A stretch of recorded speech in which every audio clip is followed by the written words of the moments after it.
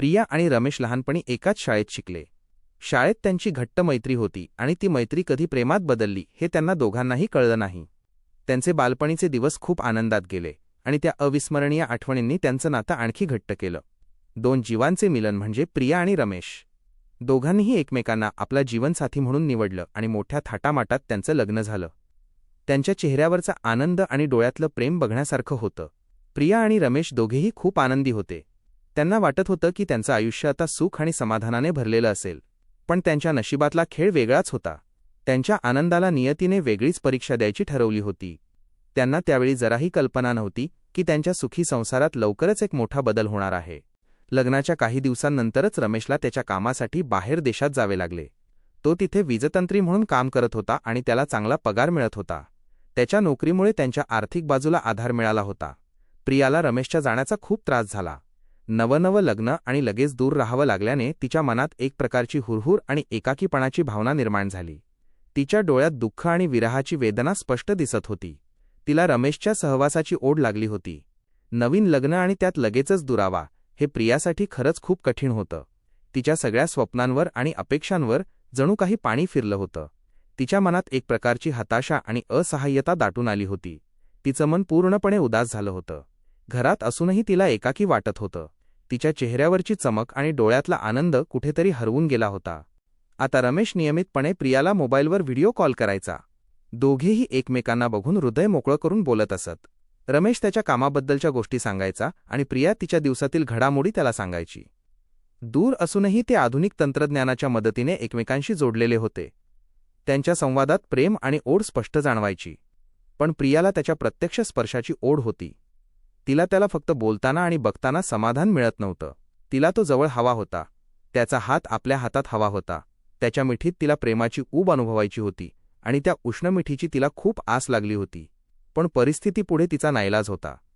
तिला आपल्या भावनांना दाबून ठेवावं लागत होतं. तिच्या मनात एक प्रकारची तडफड आणि अस्वस्थता होती. तिला रमेशच्या भेटीची आतुरता लागली होती. घरात प्रिया आणि सुनील दोघेच असत. सुनील प्रियाचा दीर होता. रमेश कामासाठी बाहेरगावी असल्याने प्रियाला खूप एकटेपणा जाणवायचा. घरात नवरा नसण्याची हुरहुर तिला सतत लागून राहिली होती. पण दीर सुनीलच्या असण्याने तिला थोडा आधार आणि सहवास मिळत होता. रमेशचे आईवडील ॲक्सिडेंटमध्ये गेले होते आणि फक्त रमेश, त्याचा भाऊ आणि रमेशची बायको तिघेच राहत होते. रमेश बाहेरगावी गेल्यापासून सुनील आणि प्रिया घरात दोघेच असल्यामुळे ते सोबत बसून जेवण करत, दिवसभरच्या गोष्टी एकमेकांना सांगत आणि रात्री टीव्ही पाहत असत. त्या सानिध्यात दोघांनाही एकमेकांच्या सहवासाची सवय झाली. आता त्यांना एकमेकांची ओढ लागली होती. आता प्रियाला सुनीलशिवाय करमत नव्हते आणि सुनीललाही आपल्या वहिनीच्या सोबत वेळ घालवायला आवडू लागलं होतं. त्यांच्यात एक अनोखे प्रेम आणि आकर्षण हळूहळू वाढत होतं.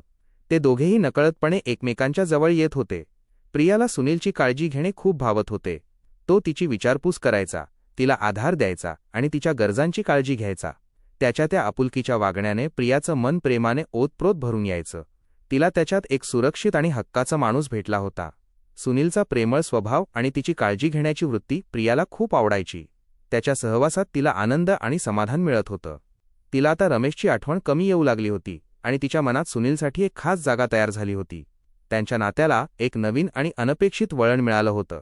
सुनीलला प्रियाच्या डोळ्यांतील उदासी पाहून खूप वाईट वाटायचे. तिला दुःखी बघून त्याचं मन खिन्न व्हायचं आणि जेव्हा ती हसायची तेव्हा त्याला खूप आनंद व्हायचा. तिच्या हास्याने त्याच्या चेहऱ्यावर प्रसन्नता यायची. दोघांच्याही मनात एकमेकांबद्दल हळूवार आणि प्रेमळ भावना निर्माण झाल्या होत्या. सुनील थोडा वेळ जरी घराबाहेर गेला तरी प्रियाला त्याची उणीव जाणवायची. तिला एकाकी आणि बेचैन वाटायचं. त्याच्याशिवाय तिला काहीतरी अधुरं वाटायचं. त्याच्या सहवासाची तिला सवय झाली होती. तसेच प्रिया उदास दिसली की सुनीलचं मन उदास व्हायचं. तिला दुःखी बघून त्याला त्रास व्हायचा. तिच्या चेहऱ्यावरचं दुःख त्याला सहन होत नव्हतं. तिच्या आनंदातच त्याचा आनंद होता. त्या दोघांमध्ये प्रेम आणि आकर्षण खूप वाढलं होतं.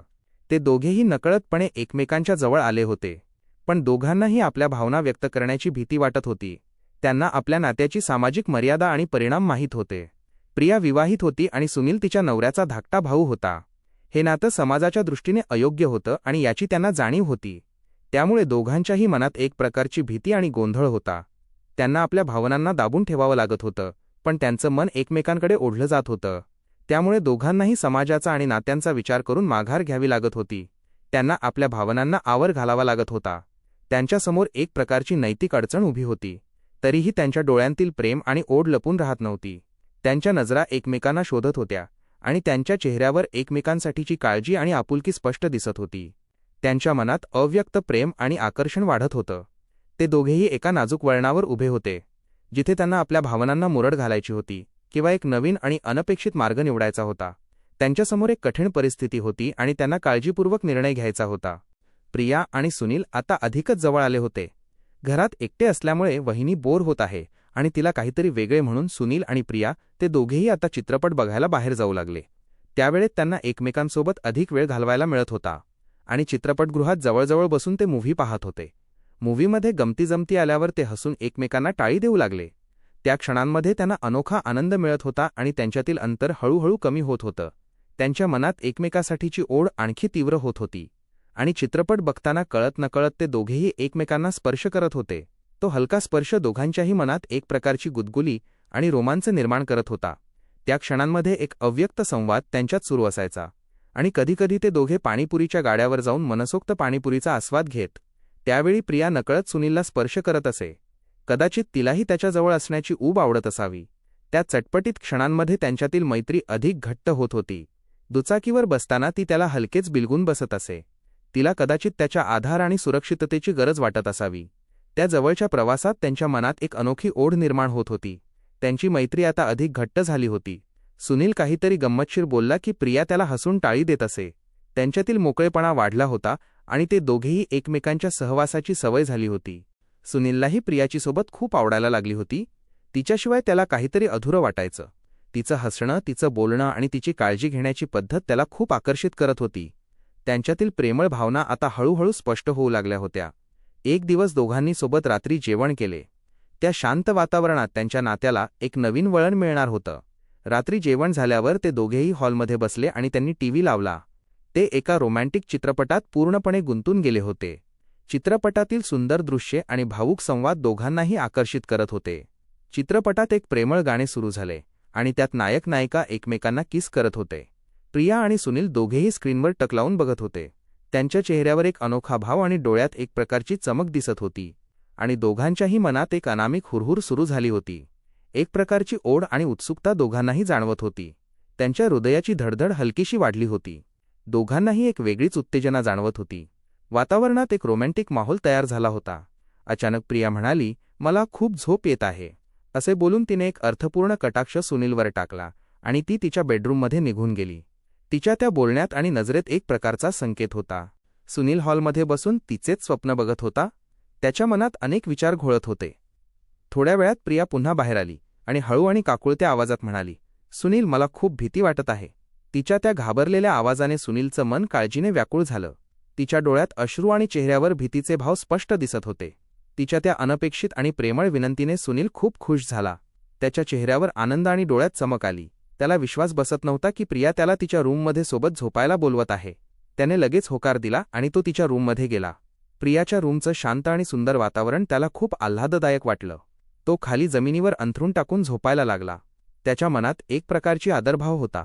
तशी प्रिया हळूच म्हणाली, "सुनील, वर झोपलास तरी चालेल." तिच्या त्या प्रेमळ परवानगीने सुनीलचा आनंद गगनात मावेनासा झाला.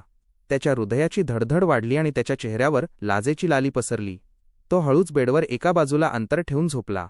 त्याच्या मनात अनेक विचार आणि अनोख्या भावना थैमान घालत होत्या. प्रियाने लाईट बंद केली, पण बाहेरच्या लाईटमुळे रूममध्ये हलका प्रकाश होता. त्या शांत प्रकाशात दोघांचेही चेहरे स्पष्ट दिसत होते. काही क्षण दोघेही शांत पडले होते. दोघांनाही कसं बोलायचं किंवा सुरुवात कशी करायची हे समजत नव्हतं. त्यांच्या मनात एक प्रकारची ओढ आणि उत्सुकता होती, पण संकोच त्यांना पुढे येण्यास अवरोध करत होता. वातावरणात एक प्रकारचा तणाव आणि अव्यक्त प्रेम दाटून आलं होतं. दोघांच्याही हृदयाची धडधड एकसारखी वाढत होती.